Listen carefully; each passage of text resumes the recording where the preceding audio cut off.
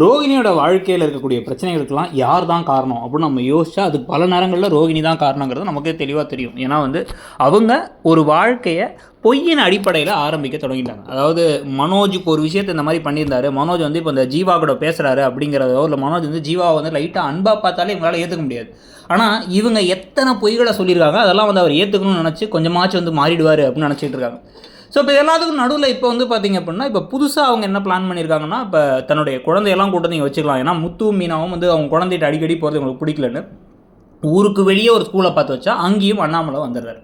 இப்போ அதை தாங்கிக்க முடியாமல் என் வாழ்க்கையில் நிம்மதியே இல்லாமல் இருக்குது அப்படிங்கிறாங்க. இது மட்டும் இல்லாமல் 10 லட்ச ரூபா அட்வான்ஸ் வந்தோடனே 3 கோடி ரூபாய்க்கு வீடு வாங்குறதுங்கிறதும் அதை சரிதான் அப்படிங்கிற மாதிரி அவங்க பேசுகிறதுலாம் என்னைக்காச்சும் அவங்களுக்கு பெருசாக பேக் ஃபேர் ஆக போகுதுங்கிறது தெரியும்.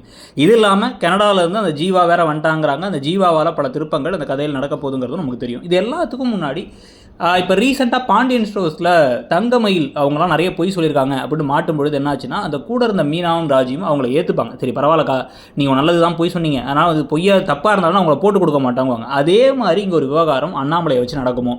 2-3 தடவை இவங்களை அண்ணாமலையை வேலைக்கு போடாமல் தடுக்க, அண்ணாமலை வேலைக்கு போகிறாருங்கிற புதன்கிழமெல்லாம் கிறிஸ்டா லீவ் போட வைக்க, ஏதோ ஒரு கட்டத்தில் அண்ணாமலை கிறிஸ்டா அங்கே பார்க்குறதோ இல்லை அந்த ப்ரௌன் மணியை பார்க்குறதோ கொஞ்சம் கொஞ்சமாக ரியலைஸ் பண்ணி, அப்போ ரோகிணி ஒரு ஏதோ ஒரு குழப்பம் இருக்குது, ரோகிணிக்கு ஒரு குழந்தை இருக்குங்கிற விஷயம் கூட பெரிய விஷயம். அது இல்லாமல் அவங்க மலேசியா கிடையாது, அவங்க உள்ளூர் தான் அப்படிங்கிற விஷயம் தெரிய வந்துச்சு அப்படின்னா, சரி ஓகே அதை சொல்லாமல் மறப்போனால் அவர் மறைக்கிறதுக்கான வாய்ப்புகள் இருக்குது. நீங்கள் என்ன நினைக்கிறீங்கிறத சொல்லுங்கள்.